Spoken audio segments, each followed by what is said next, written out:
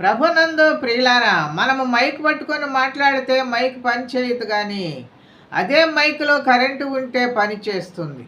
అలాగే క్రీస్తు యేసును నమ్మిన క్రైస్తవులు అందరూ పరిశుద్ధాత్మ చేత నడిపించబడితేనే దేవుని శక్తిని పొందుకుంటారు. అపోస్తలుడైన పౌలు ఆత్మచేత నడిపించబడిన వాడ యేసుక్రీస్తును గూర్చిన సువార్త వాక్యమును ప్రకటించెను. దేవుడు మనకు అనుగ్రహించిన ఆత్మను, అభిషేకమును మనము పోగొట్టుకోకూడదు. ఈ సువార్త వాక్యము ప్రకటించటం అనేది మనుషుని యోచన ప్రకారము జరుగునది కాదు. మనుషుల వలన దీనిని పొందలేరు, కానీ యేసుక్రీస్తు బయలుపరచుట వలననే అది మనకు లభించుచున్నది. అందుచేత ఈ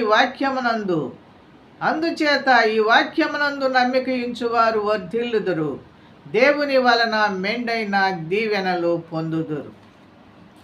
ఆమేన్.